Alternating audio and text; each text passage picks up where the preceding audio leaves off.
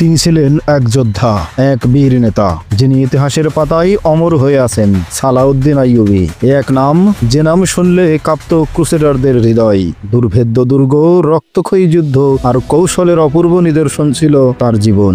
Jerusalem পুনরুদ্ধারের সেই মহাকাব্যিক অভিযান আজও বিশ্বের অন্যতম গৌরব গাথা। এই সিরিজে আমরা তুলে ধরব সুলতান সালাউদ্দিন আইয়ুবীর প্রতিটি দুঃসাহসিক পদক্ষেপ, যে গল্প কেবল ইতিহাস নয়, এক প্রেরণার উৎস।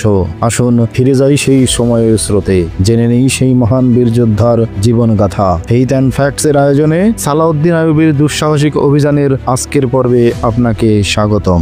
আমাদের প্রত্যেকটি ভিডিও তার পূর্ববর্তী ভিডিওর সাথে সম্পর্কযুক্ত। আপনি যদি আমাদের আগের ভিডিওগুলো না দেখে থাকেন, তাহলে এখনই আমাদের চ্যানেল থেকে আগের ভিডিওগুলো দেখে আসতে পারেন। আপনি নতুন হলে আমাদের চ্যানেলটি সাবস্ক্রাইব করুন। ইতিমধ্যে সাবস্ক্রাইব করে থাকলে অসংখ্য ধন্যবাদ। হলবের রাজপ্রাসাদে বসে সম্মিলিত তিন বাহিনী পরিকল্পনা করছিল সুলতান সালাউদ্দিন আইয়ুবীকে একসাথে আক্রমণ করার জন্য। খ্রিস্টানরাও তাদেরকে ইন্ধন দিচ্ছিল সুলতান সালাউদ্দিন আইয়ুবীর বিপক্ষে মুসলিম তিন শক্তি একত্রিত হয়ে হামলা করবে। হলবের রাজপ্রাসাদে হলব, হারান এবং মুশিলের তিন বাহিনীর প্রধানকে ডেকে পাঠানো হলো। হারানের আমির গুমাস্তগিন ভেতরে ভেতরে ইতস্ত করছিল, কিন্তু সবার মাঝে বসে বিরোধিতা করতে সাহস পেল না। বৈঠকে সিদ্ধান্ত নেওয়া হলো তিনটি সেনাদলই একই হাই কমান্ডের অধীনে থাকবে, আর এর সুপ্রিম কমান্ডে থাকবে সাইফুদ্দিন গাজী। গোমাস্তগিন তার বাহিনী হাই কমান্ডে যুক্ত করলো বটে, তবে নিজে সাইফুদ্দিনের অধীনে যুদ্ধ করতে অস্বীকার করে বসলো। সে বলল, সম্মিলিত সিদ্ধান্তের প্রতি শ্রদ্ধা জানিয়ে আমি আমার বাহিনী আমির সাইফুদ্দিনের হাওলা করে দেব, তবে আমি নিজে কারো অধীনে যুদ্ধ করতে পারবো না।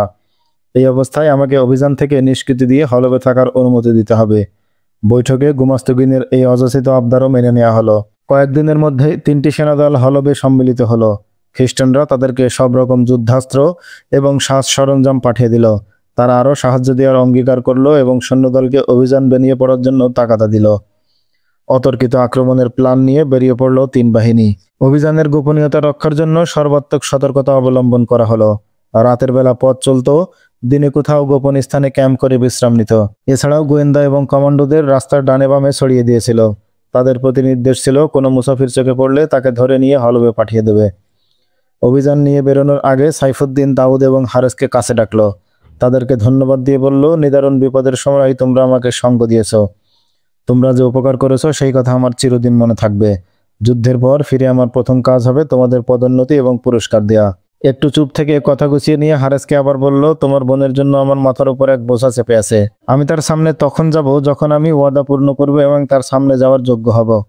হারেসকে এই কথা শুনে বিস্মিত হতে দেখে সাইফুদ্দিন বলল, ফৌজি বলেছিল সুলতান আইয়ুবীর তলোয়ার নিয়ে তার অশ্বপৃষ্ঠে চড়ে যখন আমি তার সামনে যাব, তখন সে আমার সাথে যাবে। হারেস, আমি জয়লাভ করে ফিরে এলে তোমার বোন মুশিলের রানী হবে ইনশাআল্লাহ। হারেস বলল, আমরা আপনাকে বিজয়ী করে আনবো। তিন বাহিনী কি তবে একসাথেই যাচ্ছে? হ্যাঁ, সাইফুদ্দিন উত্তর দিল, আর আমি তিন বাহিনীর হেড অব কমান্ড। জিন্দাবাদ। দাউদ খুশি প্রকাশ করে বলল, এখন তো সালাউদ্দিন আইয়ুবীর পালানোর পালা। দাউদ এবং হারেস তাকে উৎসাহিত করার জন্য খুব আবেগের সাথে ফৌজির কথা বারবার বলে তার প্ল্যানের নকশাও জেনে নিতে লাগলো। সাইফুদ্দিন কিভাবে অভিযান চালাবে প্রশ্ন করে তার খুঁটিনাটি জেনে নিল। তোমরা এখন দুজনেই তোমাদের নিজ নিজ ব্যাটালিয়নে চলে যাও। সাইফুদ্দিন বলল, এখন আমার রক্ষী দল এসে গেছে। আবার বলছি, আমি তোমাদের দুজনকে চিরকাল মনে রাখবো। তিনটি বাহিনী একত্রিত হয়ে রাতের অন্ধকারে যাত্রা করলো। দাউদ এবং হারেস মুশিলের সেনাবাহিনীর একটি দলে ঢুকে পড়ল। হারেসকে সিপাহীরা চিনত, কারণ সে ওদের দলেরই ছিল। দাউদ সম্পর্কে প্রশ্ন করা হলে হারেস বলল, মুশিলের আমির তাকে আমার সঙ্গে পাঠিয়েছে। সে অন্য ব্যাটালিয়নে ছিল, এখন এখানে থাকার জন্য নির্দেশ দিয়েছেন আমির। ফলে দাউদের পরিচয় নিয়ে কেউ আর প্রশ্ন তুলল না। তিনটি বাহিনী সতর্কতার সাথে পথ চলতে লাগলো। মধ্যরাত বাহিনী একটি পাহাড়ি এলাকায় এসে পড়ল। পাহাড়ের সংকীর্ণ পথে সৈনিকদের লাইন ঠিক রাখা সম্ভব হলো না। লাইন এলোমেলো হয়ে যেতেই দাউদ হারেসকে বলল, জলদি এখান থেকে বের হও। পালাবার এটাই উত্তম সময়। রাতের অন্ধকার এবং এলোমেলো কাফেলার সুযোগে দুজন তাদের ঘোড়া ধীরে ধীরে একদিকে সরিয়ে নিল। কিছুক্ষণের মধ্যেই বাহিনী থেকে দূরে সরে গেল ওরা। দাউদ হারেসকে বলল, ভোর হলেই সম্মিলিত বাহিনী কোথাও ক্যাম্প করে রাত হওয়ার জন্য অপেক্ষা করবে। দিনে ওরা পথ চলবে না। আমরা সারাদিন পথ চললে রাতের মধ্যে তুর্কামান পৌঁছে যেতে পারবো। সালাউদ্দিন আইয়ুবীকে আসন্ন হামলার খবর আমরা একদিন আগেই পৌঁছে দিতে পারবো। তখন সুলতান আইয়ুবী বুঝবেন কিভাবে শত্রুদের স্বাগত জানালে উত্তম হবে। দাউদ তার পরিকল্পনা নিয়ে গেছিল। তার পরিপূর্ণ ভরসা এবং আশা ছিল এই অভিযানে সে অবশ্যই সফল হবে। কিন্তু তার জানা ছিল না আশেপাশের এলাকাগুলোতে সম্মিলিত বাহিনীর অজস্র গোয়েন্দা এবং কমান্ডোরা ছড়িয়ে আছে। তারা দুজনেই বাহিনী থেকে বিচ্ছিন্ন হয়ে ডান দিকে বহু দূর চলে এসেছিল। যখন বুঝলো তারা নিরাপদ স্থানে চলে এসেছে, তখন তারা দিক পরিবর্তন করে তুর্কামানের রাস্তা ধরল। এতক্ষণ তারা হালকা গতিতে পথ চলছিল, এবার অশ্বের গতি কিছুটা দ্রুততর করলো। হারেস বলল, গতি খুব দ্রুত করো না, কারণ আমাদের অবিরাম পথ চলতে হবে। ঘোড়াকে বেশি ক্লান্ত এবং দুর্বল করা যাবে না। দাউদও তার সাথে একমত হলো এবং বিরতিহীনভাবে মধ্যম গতিতে এগিয়ে চলল। সারা রাত এভাবেই পথ চলল তারা। আস্তে আস্তে রাতের অন্ধকার ফিকে হয়ে এলো। ভোরের আলো ছড়িয়ে পড়লো পাহাড়ি রাস্তায়। দাউদ ঘোড়া থেকে নেমে পাহাড়ের এক উঁচু চূড়ায় উঠে গেল। নিচে ঘোড়া নিয়ে দাঁড়িয়ে রইল হারেস। দাউদ চারিদিকে দৃষ্টি বোলালো। কোথাও কোনো জনমানব নেই, রাস্তায় কোনো পথিক বা কাফেলা নেই। পেছনে অনেক দূরে ধুলের আবছা মেঘ দেখা যাচ্ছে, এছাড়া আর কিছু চোখে পড়ল না তার। ধুলার মেঘ দেখে আশ্বস্ত হলো, বাহিনী এখনো পথ চলছে ঠিকই, তবে তারা অনেক দূর এবং একটু পরেই তাদের কোথাও লুকিয়ে পড়বে। ফলে অগ্রযাত্রা থেমে যাবে তাদের, কিন্তু হারেস এবং দাউদ কোথাও থামবে না। ফলে বাহিনীর অনেক আগেই তারা তুর্কামান পৌঁছে যেতে পারবে। কিন্তু তার জানা ছিল না দুশমন গোয়েন্দা জালের মতো ছড়িয়ে আছে তার চলার পথে। সে নিচে নেমে এলো। ঘোড়ায় সওয়ার হয়ে দুজনই আবার আগের গতিতে চলতে শুরু করলো। অঞ্চলটি ছিল বালি এবং পাথরে ভরা। কোথাও কোনো সবুজ নেই, কোথাও ঘাস বা বৃক্ষ নেই। নিরেট দুর্গম পাথরে ভূমি। দুজন টিলার মাছ দিয়ে এগিয়ে যাচ্ছিল। সামনে একটা মোড়। ওরা মোড়ের কাছে পৌঁছে যেতেই ঘোড়ার মুখ ঘোরালো। চারজন অশ্বারোহী বর্ষা হাতে ওদের পথ রোধ করে দাঁড়ালো। অশ্বপৃষ্ঠ থেকে নামো, এক অশ্বারোহী গম্ভীর কণ্ঠে হুকুম করলো। আগে বলো, তোমরা কারা, কোত্থেকে এসেছো এবং কোথায় যাচ্ছ? আমরা মুসাফির, ঘোড়া থেকে না নেমেই বলল দাউদ। মুসাফির মুশিলের সেনা পোশাকে কোথাও যেতে পারে না। অশ্বারোহী বলল, মুসাফিরের হাতে সেনাবাহিনীর অস্ত্র থাকে না, যেমন তোমাদের হাতে আছে। তোমরা যে কেউ হও না কেন, তোমাদের হলফ ফিরে যেতে হবে। আমরা তোমাদের আর এক কদমও সামনে বাড়তে দেব না। এরা ছিল হরবের 4 কমান্ডো। রাস্তায় সন্দেহজনক ব্যক্তি পেলে তাদেরকে ধরে হলবে নিয়ে যাওয়ার হুকুম ছিল ওদের উপর। হলব থেকে তুর্কামান পর্যন্ত পুরো পথেই ছড়িয়েছিল এই কমান্ডো এবং গোয়েন্দা বাহিনী। অশ্বারোহী 4 জন ওদের দুজনকে ঘিরে ফেলল। দাউদ হারেসকে আস্তে করে বলল, সময় হয়ে গেছে ভাই।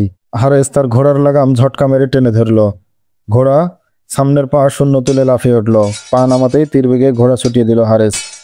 তার আগেই ঘোড়া যখন লাফিয়ে উঠেছিল, হারেস সঙ্গে সঙ্গে সামনের লোকটির বুকে বর্ষা দিয়ে আঘাত করল। আঘাতের ধকল সইতে না পেরে লোকটির নিচে পড়ে গেল, কিন্তু তার বাম পাশের লোকটি ততক্ষণে বর্ষা নিয়ে ঝাঁপিয়ে পড়েছে হারেসের উপর। লোকটির বর্ষা বিদ্ধ হলো হারেসের কাঁধে। হারেস জবাবে হামলা করার পরিবর্তে ঘোড়া ছুটিয়ে দিল। দাউদ ছিল কমান্ডো যোদ্ধা। এই ধরনের পরিস্থিতিতে মাথা ঠান্ডা রেখে আত্মরক্ষার কৌশল তার জানা ছিল। সে তার ঘোড়া ছোটানোর সাথে সাথে প্রতিপক্ষের একজনকে পিছন থেকে ছোঁ মেরে উড়িয়ে নিয়ে ছুড়ে মারল ঘোড়ার সামনে। লোকটির দেহ পিষ্ট হয়ে গেল ঘোড়ার পদতলে। হামলাকারীরা ছিল 4 জন। 2 জন এরই মধ্যে ধরাশয়ী হলেও বাকি 2 জন ছিল অক্ষত। প্রাথমিক ধাক্কাটা সামলে নিয়েই ওরা ধাওয়া করে ছুটল ওদের পেছনে। হারেস ছিল আহত, সে ঠিকমতো ঘোড়া ছোটাতে পারছিল না। অল্পক্ষণের মধ্যেই ওদের ধরে ফেলল ধাওয়াকারীরা।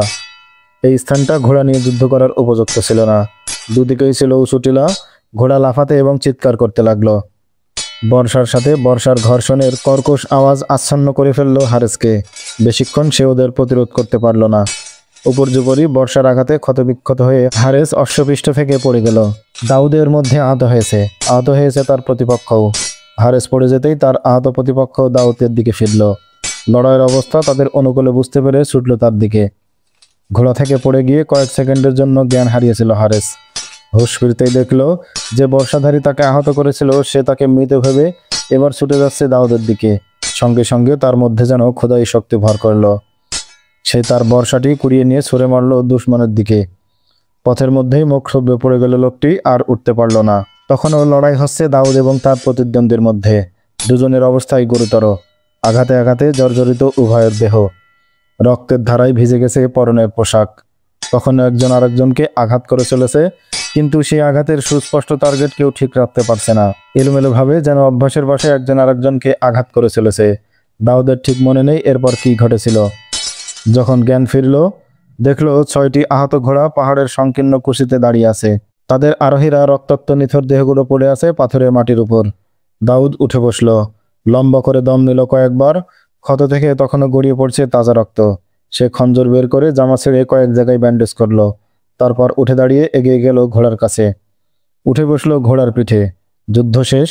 আহত রক্তাক্ত দাউদ তুর্কামানের পরিবর্তে হারেসের বাড়ির দিকে যাত্রা করলো। হারেসকে কাছে গিয়ে এক নজর দেখার কথাও মনে এলো না তার। সে ধরেই নিয়েছিল 4 কমান্ডোর মতো হারেসও মারা গেছে। হয়তো একটু পর সে নিজেও মারা যাবে। তখনই তার মনে পড়ল দুশমনে এসে পড়ার আগেই সুলতানের কাছে খবর পৌঁছানো দরকার, আর এই খবর পৌঁছাতে হলে তাকে অবশ্যই বেঁচে থাকতে হবে। তার শরীর থেকে এত বেশি রক্ত ঝরে গিয়েছিল যে ঘোড়ার জিন এবং পিঠ ভিজে গিয়েছিল। সে অনুমান করে দেখল তুর্কামান অনেক দূর, তার চেয়ে হারেসের গ্রাম অনেক কাছে। তার লক্ষ্য হারেসের বাবা। একবার ওখানে পৌঁছাতে পারলে নিশ্চয় বৃদ্ধ তার শহীদ সন্তানের আত্মার শান্তির জন্য তুর্কামান ছুটে গিয়ে সুলতান আইয়ুবীকে সংবাদ দিতে রাজি হবে। সেই প্রাণপণে ঘোড়া ছোটাচ্ছিল। ঘোড়ার দোলা এবং ঝাঁকিতে রক্ত ছড়া বেড়ে যাচ্ছিল। পিপাসায় শুকিয়ে আসছিল তার কণ্ঠ। চোখের সামনে অন্ধকার ঘনিয়ে আসছিল। একটু পরপর সে মাথা ঝাঁকি দিয়ে চেতনা ফিরিয়ে আনার চেষ্টা করছিল। সে পথ চলছিল আর কোরআনের আয়াত পাঠ করছিল। মাঝে মাঝে কোরআন তেলাওয়াত বন্ধ করে আকাশের দিকে তাকিয়ে বলছিল, হে আকাশ এবং মাটির মালিক, দোহাই তোমার রাসূলের, তুমি আমাকে আর সামান্য কিছু সময় বেঁচে থাকার সুযোগ দান করো। ঘোড়া দ্রুত তালে দৌড়ে চলেছে। দাউদের অবস্থা আরও শোচনীয় হয়ে উঠল। সে অনুভব করল মৃত্যু তার একদম কাছে চলে এসেছে। তার সর্বশরীর নিঃসাড় হয়ে যাচ্ছিল। বারবার মাথা ঘুরে পড়ে যেতে যেতে কোনো রকমে নিজেকে সামলিয়ে নিচ্ছিল। সে অনুভব করলো হারেসের বাড়ি আর বেশি দূরে নেই, কিন্তু সে আর অশ্বপৃষ্ঠে বসে থাকতে পারছিল না। সে ঘোড়ার পিঠে শুয়ে পড়ল, খামচে ধরল ঘোড়ার পশম। এভাবে এগিয়ে গেল আরও কিছু পথ। ঘুমে জড়িয়ে এলো চোখ দুটো। নিজেকে সামলে রাখার যথাসাধ্য চেষ্টা করলো দাউদ, কিন্তু কুলিয়ে উঠতে পারল না। একসময় সে পায়ের তলায় মাটি অনুভব করলো। ধীরে ধীরে সুপ্তির অতলে হারিয়ে গেল সে। জ্ঞান হারালো দাউদ। তার যখন হুঁশ হলো, অনুভব করলো কেউ একজন তাকে ধরে রেখেছে। নিশ্চয় এখন রাত। অন্ধকার দূর করার জন্য পাশেই মশাল জ্বলছে। সে নিজেকে মুক্ত করার চেষ্টা করলো। তার কানে ভেসে এলো নারী কণ্ঠের আওয়াজ, দাউদ তুমি বাড়িতে, ভয় পেও না। নারী কণ্ঠটি চিনতে পারলো দাউদ। এ যে ফৌজির কণ্ঠ। সে অজ্ঞান অবস্থায় তাহলে এখানে এসে পৌঁছে গিয়েছিল। আল্লাহর দরবারে তার ফরিয়াদ তাহলে বৃথা যায়নি। বাবা কোথায়? শুয়ে থেকে জিজ্ঞেস করলো দাউদ। তিনি বাইরে গেছেন, ফৌজি বলল। কখন ফিরবেন? দাউদের কণ্ঠে অস্থিরতা। তিনি কাল অথবা পরশু আসবেন। ফৌজি এবং তার ভাবি ক্ষত দিয়ে পরিষ্কার করছিল। পানি চাইল দাউদ। ফৌজি মশক থেকে পানি ঢেলে ওর ঠোঁটের কাছে তুলে ধরলো। কাত হয়ে পানি পান করল সে। পানি খাওয়া হয়ে গেলে দাউদ নিঃসাড় হয়ে কিছুক্ষণ পড়ে রইল ওইভাবেই। চোখ বন্ধ করে ভাবলো কিছুক্ষণ। একসময় চোখ মেলে ফৌজির দিকে তাকিয়ে বলল, ফৌজি তুমি বলেছিলে পুরুষের কাজ মেয়েরাও করতে পারে। তার কথা বলতে খুব কষ্ট হচ্ছিল, তবু সে কথা বন্ধ না করে বলতে লাগলো, আমার ক্ষত পরিষ্কার করার বৃথা চেষ্টা বাদ দাও। আমার শরীরে আর কোনো রক্ত নেই। আমি যদি সুস্থ থাকতাম তবে তোমার বাইরে যাওয়া আমি কিছুতেই সহ্য করতাম না। যা করার আমি নিজেই করতাম। কিন্তু এখনকার অবস্থা ভিন্ন। আমি এখন যে কথা বলছি এটা শুধু আমার এবং তোমার নিজস্ব ব্যাপার নয়। এর সাথে জড়িয়ে আছে আমাদের রাসূল পাকের সম্মান, জড়িয়ে আছে জাতীয় মর্যাদা এবং ইজ্জতের প্রশ্ন। বলো দাউদ, তোমার আমার স্বপ্ন এক, আশা এক। জাতীয় কোনো দায়িত্ব আমাকে দেওয়ার কথা ভেবে থাকলে এটাকে আমি আমার চরম সৌভাগ্য মনে করব। আমাদের উদ্দেশ্য আমাদের জীবনের চাইতেও মহৎ, প্রাণের চেয়েও মূল্যবান। জাতির কোনো সেবা করার সুযোগ পেলে সেই দায়িত্ব আমি প্রাণ দিয়ে পালন করব। দাউদ ফৌজিকে তুর্কামানের রাস্তা বলে দিল আর বলল, একটু কাগজ নাও, আমি যা বলছি লিখে নাও। দাউদ ফৌজিকে দিয়ে একটি চিঠি লিখল। তারপর সে চিঠিতে দস্তখত করে তুলে দিল ফৌজির হাতে। চিঠিতে লেখা ছিল, হলব হারান এবং মুশিলের সম্মিলিত বাহিনী তুর্কামানে আক্রমণের জন্য হলব থেকে দ্রুত অগ্রসর হচ্ছে।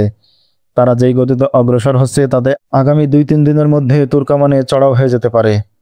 চিঠিটি ফৌজির হাতে দিয়ে দাউদ বলল, ফৌজি, এই চিঠির গুরুত্ব বোঝানোর জন্য তোমাকে শুধু এতটুকু বলাই যথেষ্ট মনে করি।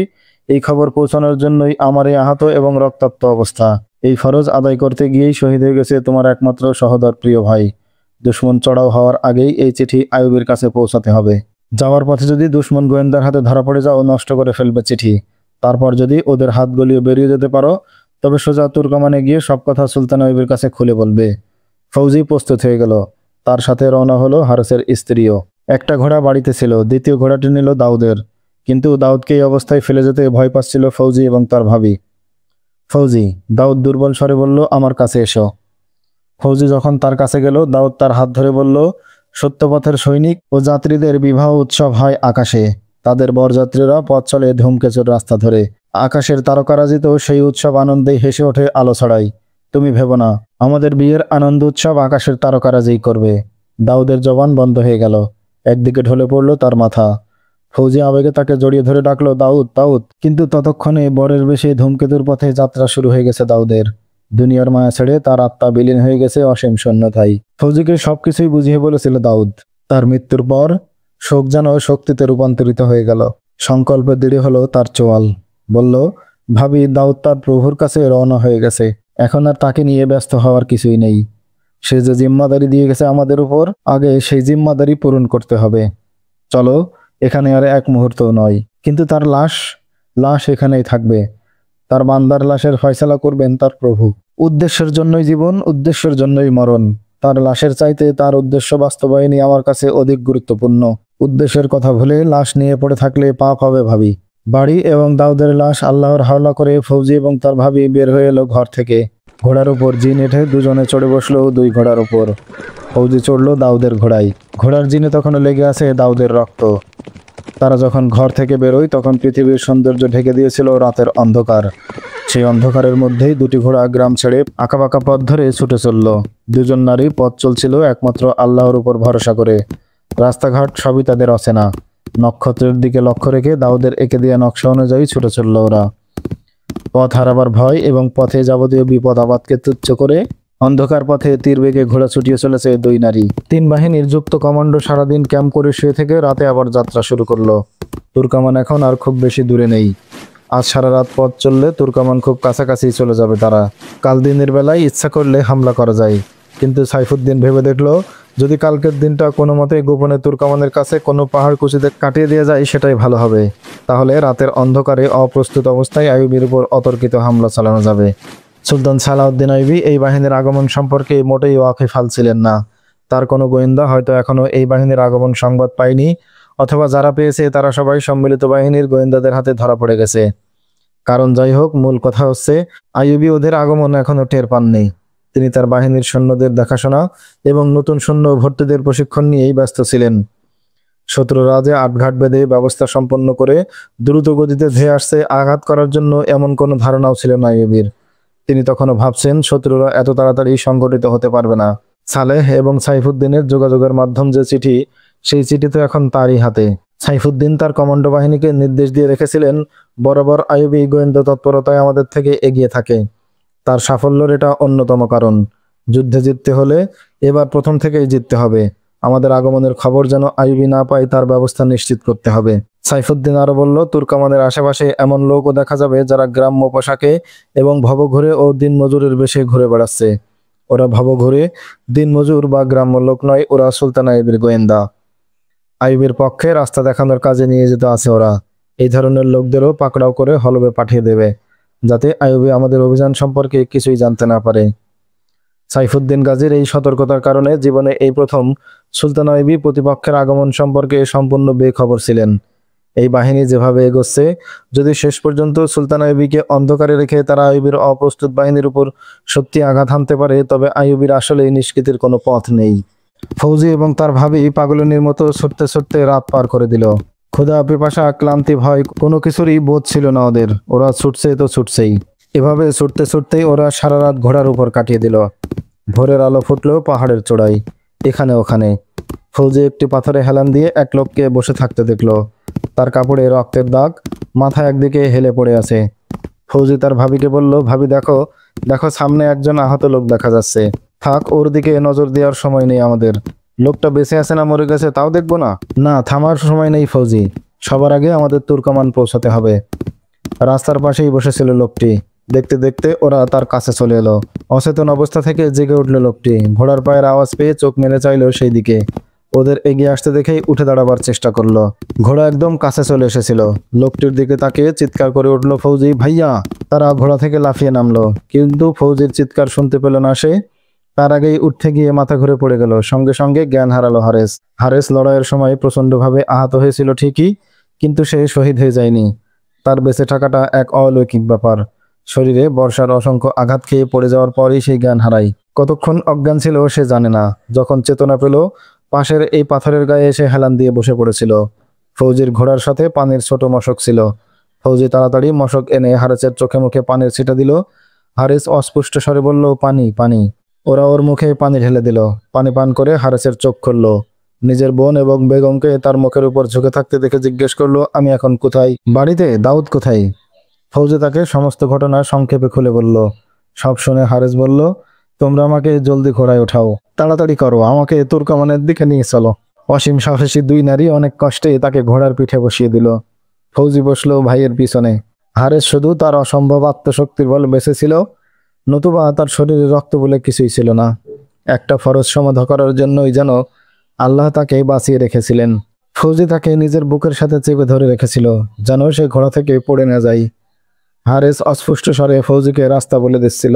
সুলতান আইয়ুবের বিরুদ্ধে 3টি বাহিনী সাইফুদ্দিনের কমান্ডে তুর্কমানের দিকে অগ্রসর হচ্ছিল। অন্যদিকে ফৌজি, হারেস এবং হারেসের স্ত্রী এক নিরাপদ পথ ধরে ছুটছিল তুর্কমানের দিকে। ভোরের সূর্য বেশ উপরে উঠে এলো। আকাশের দিগন্তে ক্রমশ বাদামি আভা ছড়িয়ে পড়েছিল। দিগন্তের বাদামি আভা ক্রমশ উপরে উঠতে লাগলো। ক্রমে সেই আভা গাঢ় হয়ে কৃষ্ণবর্ণ ধারণ করেছিল। দেখতে দেখতে রোদের তেজ ঢেকে দিল উড়ন্ত ধূলি মেঘ। ফৌজির ভাবি ভয়ে চিৎকার করে উঠল, ফৌজি ওইদিকে তাকাও। হারেস অনুচ্চ কণ্ঠে জিজ্ঞেস করলো, কি ফৌজি?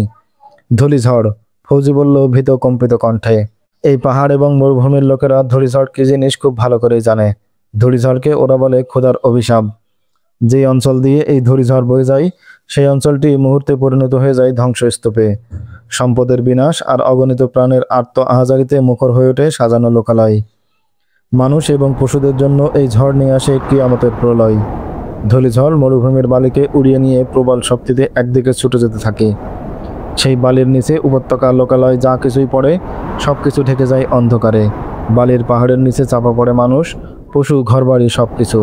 ফৌজি, তার ভাবি এবং হারেস তাকিয়েছিল এই ভয়ঙ্কর ঝড়ের দিকে, চোখ মুখে শঙ্কা এবং ভয়ের কাঁপন। দেখতে দেখতে চারিদিক অন্ধকারে ঢেকে গেল। আল মালিকুস সালেহ, গুমাস্তগিন এবং সাইফুদ্দিনের সম্মিলিত বাহিনী সুলতান আইয়ুবের উপর অতর্কিত আক্রমণের জন্য তুর্কমানের কাছাকাছি এসে এক পাহাড়ের কোলে আশ্রয় নিয়ে তখন বিশ্রাম করছিল। আজ সারাদিন এখানে অবস্থান করে রাতে আইয়ুবের বাহিনীর উপর ঝাঁপিয়ে পড়ার পরিকল্পনা তাদের। সারা রাত ওরা নির্ঘুম পথ চলেছে আগামী রাত্রির জন্য। আজ রাতে আইয়ুবের উপর অতর্কিত এমন আক্রমণ চালানো হবে যেন দুনিয়া থেকে মুছে যায় আইয়ুবের নাম। তাঁবু ফেলার পরপরই সৈন্যরা তড়িঘড়ি নাস্তা সেরে শুয়ে পড়ল। 2 রাতের ঘুম একসাথে সেরে নিচ্ছিল ওরা। পাহাড়ের কোলে ছায়ার মধ্যে তাঁবুটা নিয়ে ঘুমিয়েছে সম্মিলিত বাহিনী। ভয়ঙ্কর মরুসাইমুম ছুটে আসছে ওদের নাস্তানাবুদ করতে। তাঁবুর ভেতর শুয়ে এ কথা কেউ জানতেও পারল না। যারা ছাউনি পাহারায় ছিল, ঘুমে ঢুলছিল ওরাও, তাই ওদের চোখেও প্রথমে ধরা পড়েনি সেই মরুঝড়। এদিকে আইয়ুবের ক্যাম্পে সুলতান সালাউদ্দিন আইয়ুবী প্রশিক্ষণরত সৈন্যদের সামনে তখন বক্তৃতা করছিলেন। তিনি ওদের বলছিলেন, আল্লাহর রাস্তায় জীবন বিলিয়ে দেওয়ার জন্য পাগলপাড়া মুজাহিদ বাহিনী, আল্লাহ তোমাদের বাহুর শক্তি আরো বাড়িয়ে দিন, তোমাদের হিম্মত এবং কুওয়াত বৃদ্ধি করে দিন। তোমাদের তলোয়ার হযরত আলী রাদিয়াল্লাহু তাআলা আনহুর তেজ এবং চমক দান করুন।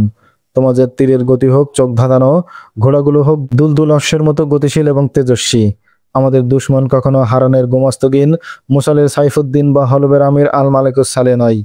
দুশ্মন আমাদের ক্রুসেডাররা, অগ্রাসী খ্রিস্টানরা, যারা আমাদের হাত থেকে কেড়ে নিয়েছে আমাদের প্রথম কিবলা মসজিদুল আকসা, ফিলিস্তিন থেকে বিতাড়িত করেছে আমাদের ভাইদের, অপবিত্র করেছে আমাদের একমাত্র বাতিঘর পবিত্র কোরআন, লুণ্ঠন করেছে আমাদের মা বোনদের ইজ্জত এবং সম্ভ্রম। মুজাহিদ ভাইরা আমার, ফিলিস্তিনের পবিত্র মাটি থেকে নাপাক শক্তিকে উচ্ছেদ করতে হবে। আমাদের ভাইদের কান্না, বোনেদের আহাজারি ব্যাকুল কণ্ঠে ডাকছে আমাদের। মনে রেখো, এখন আমাদের টার্গেট ফিলিস্তিন। এখানে যথেষ্ট সময় আমরা পেয়েছি প্রস্তুতির। এই প্রস্তুতিকে সম্বল করে আল্লাহর উপর পরিপূর্ণ আস্থা এবং ভরসা রেখে এইবার টার্গেটের দিকে কদম বাড়াতে হবে আমাদের। যদি আমাদের লাশ আল্লাহর মঞ্জুর হয়, তবে সেই লাশ যেন পড়ে ফিলিস্তিনের মাটিতে। আর যদি আল্লাহর মঞ্জুর হয় আমাদের বিজয়, তবে মসজিদুল আকসায় শুকরানা নামাজ পড়ার আগে আমরা কোথাও থামব না। আমাদের গতি হবে ঝড়ের মতো উদ্দাম। টার্গেটে পৌঁছার আগে এই ঝড় কোথাও থামবে না। এই শপথ এবং সংকল্প দৃঢ় করো সবার চিত্ত। মনের ভেতর গেঁথে নাও একটি মাত্র শব্দ, ফিলিস্তিন, ফিলিস্তিন। আইয়ুবের কণ্ঠ থেমে গেল। মরুভূমির বাতাসে ইথারে ইথারে ভাসতে লাগলো আইয়ুবের সেই কণ্ঠধ্বনি, বন্ধুরা আমার, ভাইয়েরা আমার, এখন আমাদের টার্গেট ফিলিস্তিন, ফিলিস্তিন।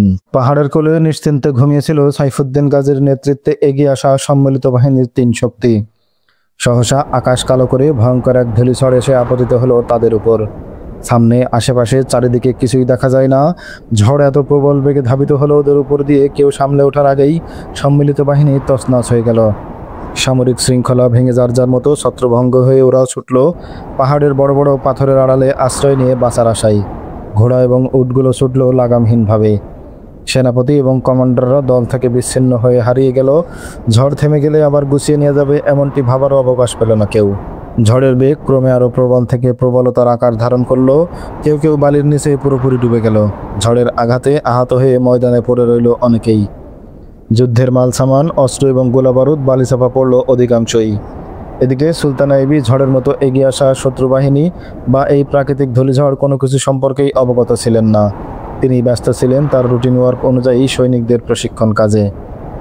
সহসা দিগন্তে ধূলিমেঘ দেখেই সচকিত হলেন তিনি। ভাবলেন এ কী করে সম্ভব? কী করে গোয়েন্দাদের চোখে ধোলা দিয়ে দুশমন ফৌজও এত তাড়াতাড়ি কাছে চলে আসতে পারে? কিন্তু ওটা যে মরুঝড় সাইমুন তখনও ভাবতেই পারেননি তিনি। ছুটে আসা দুশমন বাহিনীর অযাচিত এই আকস্মিক হামলা মোকাবেলা করার জন্য তিনি নিজের বাহিনীকে প্রস্তুত হওয়ার হুকুম দিলেন। সঙ্গে সঙ্গে ছুটে গেলেন এক পাহাড়ের চূড়ায়, যাতে দুশমন বাহিনীর আকার এবং অবস্থা বুঝতে পারেন। ততক্ষণে বাদামি ঝড় গাঢ় হতে শুরু করেছে। ঝড়ের এই প্রকৃতি দেখে প্রমাদ গুনলেন তিনি। এ তো দুশমন ফৌজের আগমন বার্তা নয়, এ যে মরুভূমির দুঃস্বপ্ন সাইমুন ঝড়। তিনি উৎকণ্ঠ পেরেশানি নিয়ে মুহূর্তে আবার ছুটে এলেন বাহিনীর কাছে। বললেন, যে যেখানে পারো লুকাও, যার যার অস্ত্র নিয়ে বসে পড়ো পাথরের আড়ালে। দুশমন নয়, এখনই তোমাদের উপর আঘাত হানবে মরু সাইমুম। তাঁবু গোটানোরও সময় পেল না সৈনিকরা। যার যার মতল ছুটল আত্মরক্ষা করতে। এক সময় ঝড় থামল। পাহাড় এবং পাথরের গোপন আড়াল থেকে বেরিয়ে এলো সৈনিকরা। দেখল তাঁবুর কোনো চিহ্নও নেই সেখানে। খাদ্য এবং মাল সামানের বহর লণ্ডভণ্ড। সৈন্যরা এদিক ওদিক ছড়িয়ে পড়ল উঠিয়ে নেওয়া মাল সামানের সন্ধানে। এভাবেই আল্লাহর সত্যপথের পথিকদের সাহায্য করেন। হয়তো দুই মুসলিম নারীর প্রাণের আকুতি এবং প্রার্থনা আল্লাহর আরশে কাঁপন তুলেছিল। হারেস এবং দাউদের মতো জানবাজদের আত্মত্যাগী খুশি হয়েছিলেন আল্লাহ জাল্লে শানেও। দুই মুসলিম মেয়ের আবেগ এবং প্রেরণায় ইজ্জত রক্ষার্থে আল্লাহ এমন প্রাকৃতিক দুর্যোগ দিয়ে সাহায্য করেছিলেন আইয়ুবের বাহিনীকে। হারেস ও দাউদ, ফৌজি এবং তার ভাবি, ইমানের পরশদীপ্ত চারটি খাঁটি সোনা। আল্লাহর দিনের জন্য জান কবুল করা চার বীর মুজাহিদ। আইয়ুবের বিরুদ্ধে তিন মুসলিম গাদ্দারের সম্মিলিত বাহিনী যখন ঝড়ের বেগে ছুটে আসছে তুর্কামান, এই খবর আইয়ুবের কাছে পৌঁছে দেওয়ার জন্য ছুটছিল দাউদ এবং হারেস। কিন্তু দুশমনের গোয়েন্দা বাহিনীর চোখে পড়ে ধরা পড়ে যায় তারা। ওদের ধাওয়া করে দুশমনের গোয়েন্দা বাহিনী আক্রান্ত হয়। ওরা বীরের মতো লড়াই করে ওরা সর্বশক্তি দিয়ে, কিন্তু কুলিয়ে উঠতে পারে না। ওরা মারা গেছে ভেবে দুশমন ফিরে যায়। মৃত্যুপথ যাত্রী দাউদ বুঝতে পারে তুর্কমান সে কোনোদিনই পৌঁছতে পারবে না। কোনোদিনই সে আর সুলতান আইয়ুবীকে গিয়ে বলতে পারবে না দুশমন ছুটে আসছে অতর্কিত হামলা করতে। তবু প্রাণ থাকতে সে আশা ছাড়তে রাজি নয়। সে কোনো রকমে এই খবর ফৌজিদের বাড়িতে পৌঁছে দিয়ে শেষ নিঃশ্বাস ত্যাগ করে। বাড়িতে যুবতী ফৌজি এবং তার ভাবি ছাড়া আর কেউ নেই। এক মুজাহিদের লাশ এবং বাড়ি আল্লাহর হাওলা করে দিয়ে এই খবর নিয়ে অবলা দুই নারী ছুটছিল তুর্কামান। অনেক দূরের পথ, পথে পথে এই বিপদ, কিন্তু ইমানের কাছে সব বিপদ হার মানে। ওরা ছুটে চলে তুর্কামান। পথে ফৌজি দেখতে পায় পাহাড়ের কোলে পড়ে আছে এক মুসাফিরের লাশ। ওরা এগিয়ে যায় লাশের কাছে। দেখতে পায় ওটা লাশ নয়, তারই আপন ভাইয়ের আহত রক্তাক্ত দেহ। সেই রক্তাক্ত দেহকে বুকে জড়িয়ে ফৌজি এবং তার ভাবি আবার ছুটতে শুরু করে। ক্ষুধা, তৃষ্ণা, ভয়, ব্যথা সবকিছু ছাপিয়ে তাদের মাথায় তখন একটাই চিন্তা, কতক্ষণে তারা পৌঁছাবে তুর্কামান, সতর্ক করবে আইয়ুবী এবং তার বাহিনীকে। এই সময়ই নেমে আসে সেই প্রলয়ঙ্কারী মরুঝড় সাইমুম। এই ঘটনা প্রমাণ করে এক বোন তার আহত ভাইকে বুকে জড়িয়ে ধরিয়ে মুসলিম মুজাহিদদের বিরুদ্ধে কাফেরদের অতর্কিত আক্রমণের খবর পৌঁছানোর জন্য জীবন বাজি রেখে যখন ছুটে যাবে মুসলিম ছাউনিতে, তার ভাই মারা যাচ্ছে এ নিয়ে দুঃখ করারও সময় পাবে না বোন। এই আবেগ এবং প্রেরণা যেখানে থাকবে সেখানে আল্লাহর সাহায্য যুগে যুগে এমনিভাবে হেফাজত করবে মুজাহিদদের। সুলতান আইয়ুবের ক্যাম্পের অবস্থা অত্যন্ত শোচনীয়। ঝড়ে উড়ে গেছে তাঁবু, বাঁধা উট এবং ঘোড়া ছোটাছুটি করে শোচনীয় অবস্থা করেছে নিজেদের। বালির সাথে ছোট ছোট পাথরকুচির আঘাত শরীর বিদ্ধ হয়ে ক্ষতবিক্ষত করেছিল মানুষ পশু সবাইকে। আহতদের আত্মচিৎকার ভূত প্রেতের কান্নার মতো চারিদিকে আচ্ছন্ন করে ফেলেছিল, কিন্তু মনে হচ্ছিল যেন সূর্যকে ঝড় উড়িয়ে নিয়ে গেছে। ঝড়ের প্রচণ্ডতা একটু কমতেই কমান্ডাররা চিৎকার দিয়ে সৈন্যদের সতর্ক এবং তালাশ করতে শুরু করলো। তখনও ঝড় বইছে হালকা এলোমেলো ভাবে। 3-4 জন সিপাই এক বিরাট পাথরের আড়ালে আচ্ছন্নের মতো বসেছিল। পাশ দিয়ে একটি ঘোড়াকে আস্তে আস্তে এগিয়ে যেতে দেখলো ওরা। ঘোড়ার উপর আরোহীও আছে। সিপাইরা চিৎকার করে ডাকলো, এদিকে এদিকে এসো, পড়ে যাবে তো। এমন ঝড়ের সময় কেউ ঘোড়ার উপর সাওয়ার হয়? আর একজন অবাক হয়ে বলল, আরে কি বলছো? আরোহীতে দেখছি মহিলা। তখনই পেছনের ঘোড়াটি চোখে পড়লো ওদের। একজন বলল, 2 জন মহিলা। এই 2 জন মহিলা ছিল ফৌজি এবং তার ভাবি। সিপাহীরা ভাবলো ঝড়ের কবলে পড়ে এরা রাস্তা বলে এদিকে এসে পড়েছে। ঘোড়ার লাগামটা টেনে ধরো, পাথরের আড়ালে আশ্রয় নাও, আমাদেরকে সুলতান আইয়ুবের কাছে পৌঁছে দাও। ফৌজি সিপাহীদের উদ্দেশ্য করে বলল, আরে মারা পড়বে তো, ঝড় থামুক। সুলতান আইয়ুবীকে কি দরকার তোমাদের? পেরেশান হয়ে প্রশ্ন করলো এক সিপাহী। ঝড়ের শব্দ উপেক্ষা করে কর্কশ কণ্ঠে ফৌজি চিৎকার দিয়ে বলল, আহাম্মক, আমাকে জলদি সুলতান আইয়ুবীর কাছে নিয়ে চলো। তিনি কোথায়? আমি খুব জরুরি সংবাদ নিয়ে এসেছি। এই সংবাদ এখনই তাকে জানাতে হবে, নইলে তোমরা সবাই মারা পড়বে। সিপাহীরা ঘোড়ার উপরে রক্তাক্ত এক লোককেও দেখতে পেল। তারা ঘোড়ার লাগাম টেনে ধরে অতি কষ্টে সুলতান আইয়ুবের তাঁবু পর্যন্ত নিয়ে গেল ওদের। কিন্তু সেখানে কোনো তাঁবু ছিল না। ঝড়ে তাঁবু কোথায় উড়ে গেছে কেউ জানে না। এক কমান্ডার তাদের দেখে এগিয়ে এলো, বলল, কি ব্যাপার? কি চাও তোমরা এখানে? আমরা সুলতান সালাউদ্দিন আইয়ুবের সাথে দেখা করতে চাই এবং এক্ষুনি। ফৌজি কর্তৃত্বের সুরে বলল কমান্ডারকে। কমান্ডার আর কোনো প্রশ্ন না করে ওদেরকে সুলতান আইয়ুবের কাছে নিয়ে গেল। সুলতান আইয়ুবী তখন এক বিরাট পাথরের আড়ালে বসেছিলেন। এই প্রলয়ঙ্কারী ঝড় উপেক্ষা করে দুজন মেয়েকে তার দিকে এগিয়ে আসতে দেখে তিনি জলদি উঠে দাঁড়ালেন। পাথরের আড়াল ছেড়ে কয়েক কদম এগিয়ে এলেন তাদের দিকে। প্রথমেই হারেসকে অশ্বপৃষ্ঠ থেকে নামানো হলো। সে তখনও জীবিত। ফৌজি দ্রুত ঘোড়ার পিঠ থেকে নেমে সুলতান আইয়ুবের মুখোমুখি দাঁড়ালো, বলল, মাননীয় সুলতান, সম্মিলিত শত্রুদল আক্রমণের জন্য প্রবল বেগে ধেয়ে আসছে। তারা একদম কাছে চলে এসেছে। যে কোনো সময় তারা আপনার বাহিনীর উপর চড়াও হয়ে যাবে। সে দাউদের লেখা চিঠি সুলতান আইয়ুবের কাছে হস্তান্তর করলো। হারেস হাত তুলে ইশারায় সুলতানকে কাছে ডাকলো। সুলতান চিঠি না পড়ে এগিয়ে গেলেন তার কাছে। হারেস ফিসফিস করে কিছু বলল। তখনও কথা শেষ হয়নি তার। জবান বন্ধ হয়ে গেল তার। চিরদিনের জন্য নীরব হয়ে গেল এক মুজাহিদ। যেন এই কয়টি কথা বলার জন্যই সে এতক্ষণ বেঁচে ছিল। একটু পরেই ঝড় পুরোপুরি থেমে গেল। সুলতান আইয়ুবী তার সেনাপতি এবং কমান্ডারদের ডাকলেন। জরুরি ভিত্তিতে আদেশ দিলেন, তাঁবু মেরামতের প্রয়োজন নেই। সৈন্যদের যুদ্ধের জন্য প্রস্তুত হতে বলো।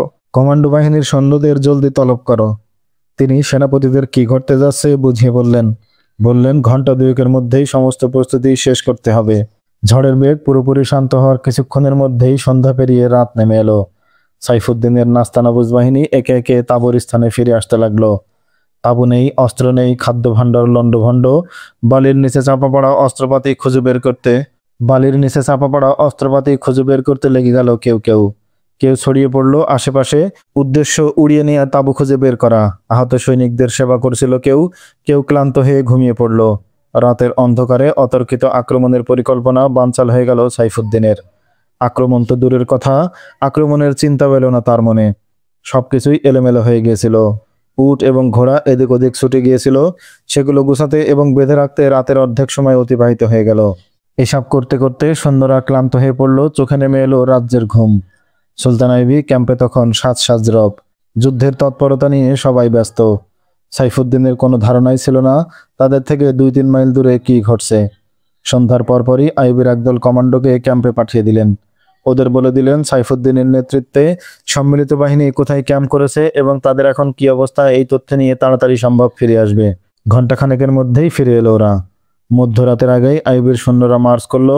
সাইফুদ্দিনের ক্যাম্পের চারিদিকে অবস্থান নিয়ে ওত পেতে বসে রইল ওরা। সুলতান আইয়ুবীর বাহিনীকে অতর্কিত আক্রমণ করার লক্ষ্য নিয়ে হলফ থেকে বীর বিক্রমে ছুটে আসা সম্মিলিত বাহিনী তখন আইয়ুবীর বাহিনীর ঘেরাওয়ের মধ্যে অগরে ঘুমোচ্ছে। ইচ্ছে করলেই আইয়ুবী এখন ওদের নিকেশ করে দিতে পারেন। কিন্তু তিনি তার বাহিনীকে বললেন, রাতের আধারে কেউ দুশমনকে আঘাত করতে যেও না। এতে যারা মারা পড়বে তারা তোমাদের ভাই। যারা অস্ত্র সমর্পণ করবে তাদের জীবনের নিরাপত্তা বিধান করা তোমাদের দায়িত্ব। সকাল হলো। সম্মিলিত বাহিনী তখনও ভীষণ অগোছালো। তাদের তাঁবু এবং খাদ্যশস্য উড়ে গেছে। ভয়ার্ত ঘোড়ার ছোটাছুটিতে বহু সৈন্য আহত। তারপরও সৈন্যদেরকে তড়িঘড়ি করে সাজাতে শুরু করা হলো। তাতেই কেটে গেল দিনের অর্ধেক বেলা। সাইফুদ্দিন তার 3 বাহিনীর সেনাপতিকে একত্রিত করে আদেশ দিলেন, জলদি তৈরি হও। সালাউদ্দিন জানে না আমরা তার ঘাড়ের উপর এসে পড়েছি। এখনও সে নিশ্চয়ই অপ্রস্তুত অবস্থায় আছে।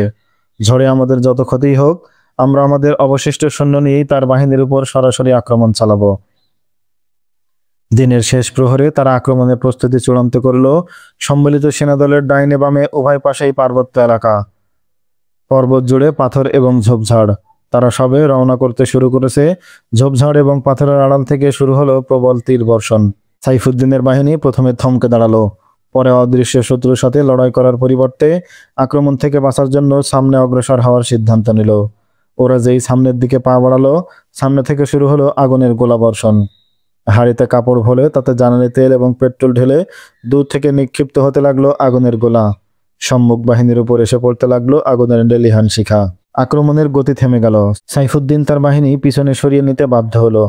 আক্রমণের প্ল্যান পাল্টে নতুনভাবে সৈন্য সমাবেশ করার কথা ভাবছিল সাইফুদ্দিন, কিন্তু ভাবনা কার্যকরী করার কোনো সময় পেল না। যেই তারা পিছনের দিকে সরিয়ে নিল তাদের সৈন্য, তখনই শুরু হলো পিছন থেকে কঠিন আক্রমণ। এই আক্রমণের গতি এত তীব্র ছিল যে ময়দানে সৈন্যদেরকে শৃঙ্খলাবদ্ধ রাখায় দায় হয়ে পড়ল সাইফুদ্দিনের পক্ষে। এটা ছিল সুলতান আইয়ুবের বিশেষ আক্রমণ পদ্ধতি। দুশমনকে ঘেরাও করে তাদের সব আশা ভরসা চুরমার করে দিয়ে ভীত ও সন্ত্রস্ত সৈন্যদের আত্মসমর্পণে বাধ্য করাই এই আক্রমণের লক্ষ্য। এই জন্য দরকার ত্রাস সৃষ্টি করা। সুলতান এবার সেই পদক্ষেপে নিলেন। ওরা যে চারিদিক থেকে ঘেরাওয়ের মধ্যে পড়েছে এই কথা বুঝিয়ে দেওয়ার পর এবার পিছন থেকে তীরবিঘা অশ্বারোহী বাহিনী নিয়ে ছুটে এলেন তাদের উপর। অশ্বারোহী বাহিনী বর্ষা এবং তলোয়ারের আঘাত এনে সাইফুদ্দিনের বাহিনী তছনছ করে দিয়ে একদিক থেকে ঢুকে অন্য দিক থেকে বেরিয়ে গেল। সাইফুদ্দিনের বাহিনী মনে হলো তারা কোনো দুঃস্বপ্ন দেখছে, কারণ মুহূর্তের জন্য মাত্র তারা আইয়ুবের বাহিনীকে দেখতে পেয়েছিল। তারা একদিক দিয়ে ঢুকে আবার নিমিষেই গায়েব হয়ে গেল অন্য দিক দিয়ে। দুই পাশ থেকেও একই সাথে আক্রমণ চলল। সাইফুদ্দিনের কেন্দ্রীয় কমান্ড শেষ হয়ে গেল। একটু পর নেমে এলো রাত। সাইফুদ্দিনের বাহিনী রাতের আধারে পাহাড়ের উপর আত্মরক্ষা করতে চেষ্টা করলো, কিন্তু ওখানে উৎপত্তি থাকা আইয়ুবের কমান্ডাররা সহজেই তাদেরকে টার্গেট বানিয়ে নিল। পাহাড়ের বিভিন্ন প্রান্ত থেকে থেকে ভেসে আসছিল আহত সৈনিকদের আত্মচিৎকার। রাতেও বিরতি দিয়ে ঝটিকা আক্রমণ চালাতে লাগলো অশ্বারোহী বাহিনী। সাইফুদ্দিন আশ্রয় নিল পাহাড়ের এক খাঁজের ভেতর। তার বাহিনীর নড়াচড়া বন্ধ হয়ে গেল, কারণ ওরা সামান্য নড়াচড়া করলেই পাহাড় থেকে ওদের উপর ছুটে আসতে লাগলো তীরের বর্ষণ। সুলতান আইয়ুবের কমান্ডো বাহিনী সারা রাত সাইফুদ্দিনের বাহিনীর উপর কমান্ডো আক্রমণ চালিয়ে ব্যতিব্যস্ত করে রাখলো তাদের। ময়দানে কোথাও তারা পা জমাতে পারল না, কোথাও একটু সুস্থির হয়ে বসতে পারল না তারা। ভোর, সুলতান আইয়ুবী এক উঁচু পাথরের উপর দাঁড়িয়ে যুদ্ধের অবস্থা দেখছিলেন। তার বাহিনী যুদ্ধের শেষ আক্রমণের জন্য প্রস্তুত হচ্ছে। তিনি কাসেদকে তার রিজার্ভ বাহিনীর কমান্ডারের কাছে পাঠালেন। কাসেদ কমান্ডারের কাছে পৌঁছার কিছুক্ষণ পর সুলতানের রিজার্ভ অশ্বারোহী বাহিনীর একটি দল আকাশ বাতাস কাঁপিয়ে ময়দানে ঝাঁপিয়ে পড়ল। তাদের পেছনে ছুটে এলো পদাতিক বাহিনী। প্রচণ্ড বিক্রমে তারা ঝাঁপিয়ে পড়ল সাইফুদ্দিনের বাহিনীর উপর। আল্লাহু আকবার ধ্বনিতে আকাশ বাতাস মুখরিত হয়ে উঠল। ময়দান জুড়ে তখন চলছিল এক মহা প্রলয় কাণ্ড। সাইফুদ্দিনের বাহিনী যুদ্ধ করার কোনো ক্ষমতাই রইল না আর। আইয়ুবের বাহিনীর তুমুল আক্রমণের মুখে মুখ থুবড়ে পড়ল ওরা। এই আক্রমণ প্রতিহত করার সব যোগ্যতা এবং ক্ষমতা হারিয়ে তারা চারিদিক থেকে অবরুদ্ধ হয়ে পড়ল। রাতভর প্রচণ্ড ভীতি এবং শঙ্কার মধ্যে কাটিয়েছে ওরা। ভোরে যখন সুলতান আইয়ুবের অশ্বারোহী বাহিনী ছুটে এলো তাদের দিকে, প্রথম আক্রমণেই সাইফুদ্দিনের সৈন্যবাহিনীর মনোবল একেবারে নিঃশেষ হয়ে গেল। দেখতে দেখতে সাইফুদ্দিনের মনোবলও ভেঙে গেল। তার চোখের সামনে নেমে এলো ঘোর অন্ধকার। নিজের বাহিনীর দিকে তাকিয়ে সাইফুদ্দিন দেখল তার এত কষ্টের সাজানো বাহিনী ছত্রভঙ্গ হয়ে পড়েছে। এখন তারা তার কমান্ডার নাগালের বাইরে। যুদ্ধ করার যোগ্যতা হারিয়ে আত্মসমর্পণ শুরু করেছে ওরা। যারা আত্মসমর্পণ করছে না তারা আইয়ুবের অশ্বারোহী বাহিনীর পদতলে পৃষ্ঠ হচ্ছে নির্বিচারে। সঙ্গীদের দুরবস্থা দেখে পাশের জন অস্ত্র সমর্পণ করে প্রাণ বাঁচানোর চেষ্টা করছে। সুলতান আইয়ুবের যে সৈন্যদল এতক্ষণ পিছনে ছিল তারা বিজয় গর্বে সাইফুদ্দিনের বাহিনীকে চারিদিক থেকে ঘিরে দাঁড়ালো। ডানে এবং বাঁয়ে পাহাড়ের উপর থেকে কমান্ডোরা বিজয় উল্লাস করছে। মাঝখানে সাইফুদ্দিনের সৈন্যবাহিনী জাতাকলে পৃষ্ঠ হচ্ছে। আত্মরক্ষার শেষ অস্ত্র হিসাবে বেছে নিয়েছে আত্মসমর্পণের পথ। এখন কমান্ডারের নেতৃত্বে সৈনিকদের দলে দলে অস্ত্র সমর্পণ করে বন্দিত্ব কবুল করে নিচ্ছে। সাইফুদ্দিনের কম্পে যখন বিজয়ী বাহিনী পৌঁছালো তখন সেখানে মদের সুরাহি, কিছু সংখ্যক আনন্দকন্যা এবং খেদমতগার ছাড়া সাইফুদ্দিন বা তার রক্ষীদের কেউই ছিল না। ক্যাম্প এবং ক্যাম্পের আশপাশ থেকে যেসব কয়েদিদের ধরা হলো তারা বলল প্রধান সেনাপতি সাইফুদ্দিনকে তারা শেষবারের মতো উপত্যকার আড়ালে অদৃশ্য হতে দেখেছে। এরপর তাদের আর কোনো খবর তারা জানে না। সাইফুদ্দিন কোথায় গেছে সেই খবর কেউ বলতে পারলো না। সুলতান সালাউদ্দিন আইয়ুবী হুকুম দিলেন, তোমরা চারিদিকে ছড়িয়ে পড়ো, খুঁজে দেখো সাইফুদ্দিন কোথায় লুকিয়েছে। সে পালিয়ে যাওয়া মানেই আবারও তাকে ষড়যন্ত্র করার অবকাশ দেয়া। সাথে সাথে চারিদিকে ছড়িয়ে পড়ল আইয়ুবের বাহিনী। তন্ন তন্ন করে খোঁজা হলো পাহাড়ের অলিগলি। পাহাড় ছাড়িয়ে কয়েক কিলোমিটার পর্যন্ত ঘুরে এলো ওরা, কিন্তু কোথাও তাকে আর পাওয়া গেল না। সাইফুদ্দিন পালিয়েছে। নিজের সেনাবাহিনীকে সুলতান আইয়ুবের দয়ার উপর ছেড়ে দিয়ে কোন ফাঁকে কোথায় পালিয়ে গেছে সাইফুদ্দিন তার বাহিনীও তা জানতে পারেনি। গভীর রাত, তুর্কামানের সবুজ প্রান্তরের নিরাপদ এক তাঁবুতে বসেছিল ফৌজি। তার সামনে শহীদ ভাইয়ের লাশ। সফেদ কাপড়ে ঢাকা সেই লাশের দিকে তাকিয়ে সে বিড়বিড় করে বলছিল, আমি রক্তের নদী পার হয়ে এসেছি। এই নদীতে কোনো সেতু নেই। হারেস ভাই, আমি তোমার ফরজ আদায় করেছি, আমার দায়িত্ব শেষ। সুলতান আইয়ুবী যখন তাঁবুতে প্রবেশ করলেন তখন ফৌজি জিজ্ঞেস করলেন, সুলতান, কি সংবাদ? আমার ভাইয়ের রক্ত তো বৃথা যায়নি। আল্লাহ শত্রুদের পরাজিত করেছেন। তুমি বিজয়িনী হে প্রিয় বোনটি, হে বীরকন্যা, তুমি বিজয়িনী। তিনি আর বলতে পারলেন না, অশ্রুতে তার চোখ ঝাপসা হয়ে এলো। তুর্কামানের মহাসমর শেষ হয়েছে। সুলতান আইয়ুবীর সেনাপতি এবং কমান্ডাররা যুদ্ধের ক্লান্তি ভুলে তাকিয়েছিল ময়দানের দিকে। আল মালিকুস সালেহ, সাইফুদ্দিন এবং গুমাস্তগিনের ঐক্যবদ্ধ সামরিক জোটের কাপুরুষিত আক্রমণের সমুচিত জবাব দিতে পেরে তারা আনন্দিত।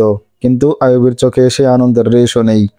যদিও বিপুল সংখ্যক পরাজিত সৈন্যকে অস্ত্র সমর্পণে বাধ্য করতে পেরেছেন, কিন্তু এই যুদ্ধে আহত এবং নিহতের সংখ্যাও কম নয়। সেদিকেই বিমর্ষ নয়নে তাকিয়েছিলেন তিনি। সুলতান আইয়ুবের সামনে পড়েছিল শত্রুদের লাশ, আহতরা ছটফট করছিল। তীরবিদ্ধ উট এবং আহত ঘোড়াগুলো তখনও ময়দানে জুড়ে ছুটে বেড়াচ্ছিল। তাদের পদতলে পিষে মরছে আহত শত্রু সৈন্যরা। শত্রুদের যে সকল সৈন্য পালাতে পারেনি, তারা অস্ত্র সমর্পণ করে আশ্রয় নিয়েছিল আইয়ুবী সৈন্যদের ঘেরাওয়ের ভেতর।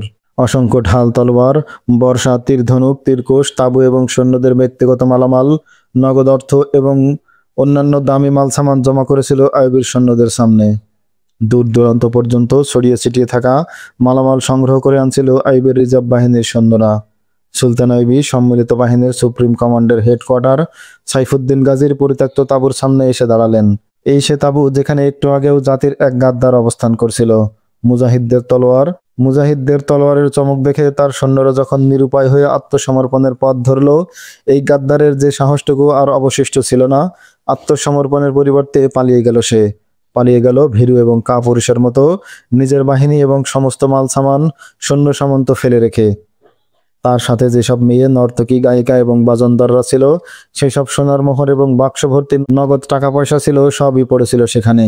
তার সৈন্যদের বেতন এবং খরচের টাকা এবং সুলতান আইয়ুবের লোকদের দলছুট করানোর জন্য যে বিপুল পরিমাণ অর্থ সে রিজার্ভ করে রেখেছিল, সমুদয় সম্পদ পড়েছিল বেওয়ারিশ হয়ে।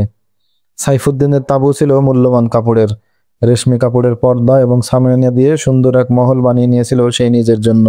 সেই যুগে যুদ্ধের ময়দানে রাজমহলের সকম আলামায়েশের ব্যবস্থা থাকতো রাজা বাদশাহদের জন্য। সাইফুদ্দিন কেবল একজন সেনানায়কই ছিল না, সেই সাথে একজন শাসকও ছিল।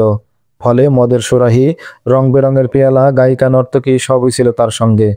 কিন্তু প্রাণের মায়া এমন এক মায়া যে এর জন্য দুনিয়ার সবকিছুই ত্যাগ করা যায়। সাইফুদ্দিনও তাই করেছিল। সবকিছু ফেলে সে পালিয়ে গিয়েছিল অজানা গন্তব্যে। সুলতান আইয়ুবী কারুকাজ খচিত বর্ণালী কাপড়ের ওই মনোমুগ্ধকর মহলের দিকে তাকিয়ে দেখছিলেন। তার দৃষ্টি পড়ল রাজকীয় পালঙ্কের উপর, যেখানে পড়ে আছে এক শাহী তলোয়ার। এর বাট এবং খাপ কারুকাজ খচিত। সাইফুদ্দিন কি তাহলে এতটাই ভয় পেয়েছিল যে তলোয়ারের মতো নিত্য সাথী অস্ত্র নিতে ভুলে গেল? সুলতান আইয়ুবী তলোয়ারটি হাতে উঠিয়ে নিলেন। তলোয়ারটি খাপমুক্ত করতেই তার দুটি ছড়িয়ে পড়ল চারিদিকে। তিনি তলোয়ারটির চমক দেখে পাশে দাঁড়ানো এক সেনাপতিকে লক্ষ্য করে বললেন, মুসলমানের তলোয়ারের যখন নারী এবং মদের ছায়া পড়ে, তখন তা আর তলোয়ার থাকে না, তা হয়ে যায় নিষ্ক্রিয় এক লোহার টুকরো। অস্ত্র হিসেবে তার আর কোনো মূল্য থাকে না। এই তলোয়ার ফিলিস্তিন বিজয়ের জন্য তৈরি হয়েছিল, কিন্তু খ্রিস্টানরা পাপের মধ্যে ডুবিয়ে এটাকে কাঠের তলোয়ারের মতো নিষ্ক্রিয় এবং দর্শনীয় বস্তুতে পরিণত করেছে। তলোয়ার ধরার হাতে যদি মদের ছোঁয়া লাগে, সে হাতের অস্ত্র রক্তের পরশ থেকে বঞ্চিত হয়। সেই মনোরম প্রশস্ত তাঁবুতে সুন্দরী অর্ধ উলঙ্গ যুবতী মেয়েরা ভয়ে জড়সড় হয়ে বসেছিল। তাদের ভাগ্যে এখন কি মুসিবত নেমে আসবে, সেই কথাই মনে মনে কল্পনা করছিল ওরা। বিজয়ী সৈন্যদের হাতে এখন তাদের কি গতি হবে, কেমন ব্যবহার করা হবে তাদের সাথে, এই চিন্তা এবং ভয়ে গলা শুকিয়ে আসছিল তাদের। এমন আকর্ষণীয় দেহপল্লবী এবং যুবতী নারী দেখলে কে না পশু হয়ে যায়। যদি আইয়ুবীর সৈন্যদের মধ্যে সেই পশুত্ব জেগে ওঠে, তাহলে তাদের হয়তো দোষ দেওয়া যাবে না, কিন্তু কতজন পশুর বর্বরতা তারা সইতে পারবে? তারা যখন এইসব সাতপাত ভাবছিল, তখনই তাদের সামনে এলো সুলতান আইয়ুবের আদেশ, এইসব মেয়েদের এখান থেকে নিয়ে যাও। তারা এখন স্বাধীন। তারা যে যেখানে যেতে চায় তাদের সসম্মানে এবং পূর্ণ নিরাপত্তা এবং হেফাজতের সাথে সেখানে পাঠিয়ে দেওয়ার ব্যবস্থা করো। এই কথা শুনে তারা আরো ভীত হয়ে পড়ল। তারা ভাবলো এইসব কথার কথা, তাদেরকে অসহায় পেয়ে সৈন্যদের হাতে তুলে দেওয়ার এটা একটা কৌশল মাত্র। তাদের মধ্য থেকে এই সময় এক মেয়ে উঠে দাঁড়িয়ে করজোরে সুলতানের দৃষ্টি আকর্ষণ করে বলল, মাননীয় সুলতান, আপনি জানেন আমরা অসহায়, কিন্তু আল্লাহর কসম খেয়ে বলছি আমরা নিরপরাধ। এই যুদ্ধের ব্যাপারে আমাদের কোনো হাত বা ভূমিকা ছিল না। আপনাকে আমরা শ্রদ্ধা করি। শুনেছি আপনি নারীর বেইজ্জতি পছন্দ করেন না। দয়া করে আমাদেরকে আপনার সৈন্যদের হাতে তুলে দেবেন না। জানি আমাদের ইজ্জতের কোনো দাম নেই, কিন্তু আমাদের অসহায়ত্বের দিকে তাকিয়ে আমাদের উপর রহম করুন। এমন শাস্তি আমাদের দিয়েন না যা সইবার ক্ষমতা আমাদের নেই। আমরা আপনার মহানুভবতা এবং বীরত্বের কাছে আশ্রয় প্রার্থনা করছি। তার কণ্ঠের ভাষার চাইতেও তার চোখের ভয় বিহ্বলতা সুলতানের মনে দাগ কাটল বেশি। তিনি মেয়েটির আবেদন মঞ্জুর করে বললেন, আমার সৈনিকদের কাছে থাকলেও তোমাদের কোনো অমর্যাদা এবং ভয়ের কারণ ছিল না। তবু তোমরা যখন এতই ভয় পাচ্ছ, তখন তোমাদেরকে আমার হেফাজতেই রাখা হবে। আমার পক্ষ থেকে তোমাদের দেখাশোনা করবে আমার নিজস্ব রক্ষী এবং রিজার্ভ বাহিনী। সুলতান আইবি যুদ্ধের ময়দানে নারীর সংস্রব মোটেই সহ্য করতেন না। তিনি তাদেরকে নিজ নিজ ইচ্ছামতো যুদ্ধের ময়দান থেকে ফেরত পাঠিয়ে দেওয়ার জন্য কে কোথায় যেতে চায় জানতে চাইলেন। বললেন, তোমরা এখন মোট কতজন আছো এবং কোথায় যেতে চাও? জবাবে তারা নিজেদের সংখ্যা উল্লেখ করে সুলতানকে জানালো, আমরা এখন যারা এখানে উপস্থিত আছি সবাই মুসলমান। আমাদের সাথে আরো দুটি মেয়ে ছিল, তারা ছিল খ্রিস্টান। আমাদের মনিব চলে যাওয়ার পর থেকে সেই দুজনও নিখোঁজ আছে। তারা দুজনে ছিল সাইফুদ্দিনের খুব প্রিয় এবং সবসময় তারা মনিবের সাথে লেগে থাকতো। মনে হয় তারা দুজন মনিবের সাথেই পালিয়ে গেছে। সুলতান এবং তার সেনাপতিরাও এই কথা বিশ্বাস করতে বাধ্য হলেন যে সেই মেয়ে দুটি সাইফুদ্দিনের সাথেই পালিয়ে গেছে। এতে কোনো সন্দেহ বা দ্বিমতের অবকাশ রইল না, এই জন্য যে তারা জানতেন কোনো মুসলমান শাসকই তখন খ্রিস্টানদের বেষ্টনীর বাইরে ছিল না। খ্রিস্টানদের চর সবসময় তাদেরকে ঘিরে রাখত এবং অধিকাংশ ক্ষেত্রে এই ঘিরে রাখার দায়িত্বটি পালন করতে হতো কোনো না কোনো খ্রিস্টান যুবতীর। তারাই ছিল বলতে গেলে তার পৃষ্ঠপোষক, উপদেষ্টা এবং মনোরঞ্জক। সেই যুগে যুদ্ধ শেষ হওয়ার সাথে সাথে বিজয়ীরা প্রতিপক্ষের মালের উপর ঝাঁপিয়ে পড়ত। অধিকাংশ সৈন্য পরাজিত সেনাপতি এবং কমান্ডারদের তাঁবু এবং ক্যাম্প লুট করার জন্য ছুটে যেত। হেডকোয়ার্টার লুটোর সুযোগ পেলে তো কোনো কথাই নেই। সেখানকার সব সম্পদ, নারী এবং মদ আপন দলের দখলে নেওয়ার চলত প্রতিযোগিতা। ঝড়ের মতো লুটপাট চলতো, আর এই লুটপাট চালাতে গিয়ে নিজেদের মধ্যে বেঁধে যেত দাঙ্গা ফ্যাসাদ। কখনো কখনো এই দাঙ্গার ফলে লঙ্কা কাণ্ড ঘটে যেত সেখানে। কিন্তু সুলতান সালাউদ্দিন আইবির বাহিনীর অবস্থা ছিল ভিন্ন। তার কঠোর আদেশ ছিল কেউ যেন গনিমতের মালে হাত না দেয়। যত বড় সামরিক অফিসারই হোক না কেন, কারো সাধ্য ছিল না সুলতানের আদেশ অমান্য করে গনিমতের মাল কুক্ষিগত করে। গনিমতের মাল সংগ্রহ এবং সংরক্ষণ করার দায়িত্ব ছিল নির্দিষ্ট বাহিনীর উপর। সংগৃহীত মালামাল বন্টনের দায়িত্ব পালন করতেন সুলতান নিজে। তুর্কামানের যুদ্ধ শেষ। মালামাল সংগ্রহের পর সৈনিকরা গনিমতের মাল বন্টনের ব্যাপারে সুলতান আইবির নির্দেশের অপেক্ষা করছিল। কিন্তু তিনি এই সম্পর্কে কোনো মন্তব্য বা আদেশ জারি না করে সৈনিকদের হুকুম দিলেন ময়দান থেকে নিজেদের এবং শত্রুদের সকল আহত সৈনিককে এনে তাদের সেবা এবং চিকিৎসা করার জন্য। সুলতানের নির্দেশ পেয়ে সারা ময়দান ঘুরে যেখানে যত জখমী সৈন্য ছিল তাদেরকে এক জায়গায় এনে জড়ো করা হলো। সঙ্গে সঙ্গে শুরু হয়ে গেল তাদের আহত স্থানে ঔষধ লাগিয়ে ব্যান্ডেজ করার কাজ। চিকিৎসকদের সাথে এই কাজে হাত লাগালো সাধারণ সৈন্যরাও। স্বপক্ষ এবং বিপক্ষের সকল আহত সৈনিকের চিকিৎসা, মলমপট্টির কাজ শেষ হলে সুলতান দ্বিতীয় আদেশ জারি করলেন, এবার আমাদের আহত মুজাহিদ এবং আহত যুদ্ধবন্দীদের পৃথক করে দাও। সুলতান আইবির সেনাবাহিনীতে ডিসিপ্লিন রক্ষার গুরুত্ব ছিল সর্বাধিক। তিনি সামরিক বাহিনীর শৃঙ্খলা ভঙ্গকে অমার্জনীয় অপরাধ হিসেবে বিবেচনা করতেন। ফলে তার বাহিনী ছিল খুবই সুশৃঙ্খল। এই যুদ্ধে কিছু সংখ্যক শত্রু সৈন্য এলোমেলোভাবে যে যেদিকে পারে পালিয়েছিল। সুলতানের বাহিনী পালিয়ে যাওয়া এসব সৈন্যদের পিছু ধাওয়া করেছিল। কিন্তু তাদের ট্রেনিং এমন ছিল যে পিছু ধাওয়া করার সময়ও তারা একে অপরের সাথে যোগাযোগ এবং সম্পর্ক অটুট রাখত। সুলতান আইবি তাদের পিছু ধাওয়া করে বেশি দূর যেতে নিষেধ করেছিলেন। যুদ্ধের সময় তিনি একদল সৈন্যকে ময়দানের ডানে এবং বামে দাঁড় করিয়ে দিয়েছিলেন। তাদের উপর নির্দেশ ছিল সুলতান আইবির হুকুম না পাওয়া পর্যন্ত তারা যেন তাদের অবস্থানে সুশৃঙ্খলভাবে দাঁড়িয়ে থাকে। যুদ্ধ শেষ হলেও সেই বাহিনীকে তিনি সেখান থেকে সরে আসার নির্দেশ দেননি। ফলে তারা তখনও পূর্বের অবস্থায় দাঁড়িয়েছিল। আহত সৈন্যদের আলাদা করার পর রিজার্ভ বাহিনীর সালার সুলতানের কাছে এগিয়ে গেলেন। সুলতানের দৃষ্টি আকর্ষণ করে বললেন, সুলতান, শত্রুদের অস্ত্রশস্ত্র, মাল সামান, ঘোড়া সবই সংগ্রহ করা হয়েছে। গনিমতের এসব মাল সম্পর্কে আপনার আদেশ কি? সুলতান পূর্ণ দৃষ্টিতে তাকালেন তার দিকে। বললেন, যুদ্ধ শেষ হয়েছে এই কথা তোমাকে কে বলল? খুশিতে বিভোর হওয়ার মতো সময় এখনো আসেনি আমাদের। আমার শিক্ষায় এত তাড়াতাড়ি ভুলে গেলে তো চলবে না। বিজয়ের পূর্ণতা পাওয়ার আগে গনিমত বন্টনের কথা আমি কখনোই ভাবি না। আমার বিবেচনায় আমার শত্রুদের একটি বৃহৎ দলকে বিচ্ছিন্ন করেছি মাত্র। কিছু সংখ্যক সৈন্য নিহত এবং কিছু সৈন্যকে আমরা বন্দী করেছি ঠিক, কিন্তু আমার বিশ্বাস যুদ্ধ এখনো শেষ হয়নি। আমাদের বাহিনী কি কোনো পার্শ্ব আক্রমণের সম্মুখীন হয়েছে? না, হয়নি। কিন্তু এমনটি হওয়ার কথা ছিল না।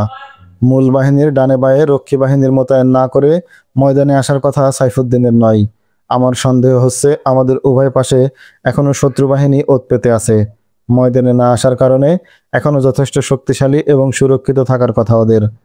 তারা যোদ্ধা সৈনিক, যদিও ইমন বেচা গাদ্দার, কিন্তু এত অনাড়ি নয় যে তাদের যে ব্যাটালিয়ন যুদ্ধে অংশ নেয়নি তারা বিনা যুদ্ধেই ফিরে যাবে। মনে হয় সুরক্ষিত দল পলাতক সৈন্যদের গুছিয়ে নিয়ে আবার আক্রমণ চালাবে। তাদের কেন্দ্রীয় কমান্ডো তো শেষ হয়ে গেছে সম্মানিত সুলতান, এক সেনাপতি বলল। সৈন্য থাকলেও এখন তাদের কমান্ড করার আর কেউ নেই। আছে, কেউ না থাকুক খ্রিস্টানরা তো আছে, যাদের সাথে এতক্ষণ যুদ্ধ করলে তারা আমাদের মূল শত্রু নয়। এরা তো আসলে খ্রিস্টানদের হাতের পুতুল মাত্র। খ্রিস্টানরা নিশ্চিহ্ন না হওয়া পর্যন্ত এ লড়াই চলতেই থাকবে। সুলতান আইয়ুবী আরো বললেন, যদিও কোনো দিক থেকে কোনো সংবাদ আসছে না, কিন্তু আমি নিশ্চিত খ্রিস্টানরা কাছেই কোথাও গোপনে সৈন্য এবং অস্ত্র মজুত করে রেখেছে। এটা পার্বত্য এলাকা, এখানে আছে অসংখ্য গলি ঘুপসি, উঁচু টিলার আড়ালে আছে গভীর নিম্ন অঞ্চল, কোথাও কোথাও আবার গভীর জঙ্গল রয়েছে। ফলে এই অরণ্য বা টিলার আড়ালে কি আছে কিছুই দেখা যায় না। এই সুবিধাটুকুই ভোগ করছে দুশ্মন, লুকিয়ে আছে দৃষ্টির আড়ালে। তেমন কিছু হলে কি আমরা কোনো খবর পেতাম না? আমাদের টহল বাহিনীর চোখে কি কিছুই ধরা পড়তো না? বলল এক সেনাপতি। শত্রু এবং বিষধর সাপকে কখনো বিশ্বাস করতে নেই, মরার সময়ও তা দংশন করে বসে। বেশ কিছুদিন হলো আমি সাইফুদ্দিনের সেনাপতি মুজাফফরউদ্দিনের কোনো সংবাদ পাচ্ছি না। তোমরা সবাই জানো মুজাফফরউদ্দিন এত সহজে পালানোর মতো সেনাপতি নয়। খ্রিস্টানদের সহযোগিতা নিয়ে কখন মুজাফফরউদ্দিন ময়দানে আসে আমি তারই অপেক্ষা করছি। তোমরাও চারিদিকে সজাগ দৃষ্টি রাখো, সৈন্যদের সংহত করে প্রস্তুত রাখো তাদের। আমি মুজাফফরউদ্দিনকে যতটুকু চিনি তাতে তোমাদের এই নিশ্চয়তা দিতে পারি, এই সাপ অবশ্যই আমাদের উপর সবল হানবে। মৃত্যু পথযাত্রী হলেও সে চেষ্টা করবে শেষবারের মতো আমাদের উপর এক প্রচণ্ড আক্রমণ চালাতে। সুলতান আইয়ুবীর আশঙ্কা ভিত্তিহীন ছিল না। তিনি হিম্মত পর্বত সিংহের যুদ্ধে সাইফুদ্দিনের সেনাপতি মুজাফফরউদ্দিনকে ভালো মতোই শিক্ষা দিয়েছিলেন। সেই শিক্ষার কথা ভুলে গিয়ে না থাকলে প্রতিশোধ নেওয়ার চেষ্টা মুজাফফরউদ্দিন অবশ্যই করবে। সুলতান আইয়ুবী কি আসলেই সঠিক ধারণা করেছিলেন? মুজাফফরউদ্দিন কি আসলে অপেক্ষা করছিল সুলতান আইয়ুবীকে আক্রমণ করার জন্য? জানতে হলে অপেক্ষা করুন আমাদের পরবর্তী ভিডিওর। সেই পর্যন্ত সকলে ভালো থাকবেন, দেখা হবে নতুন ভিডিওতে। আল্লাহ হাফেজ, আসসালামু আলাইকুম আ রহমতুল্লাহ।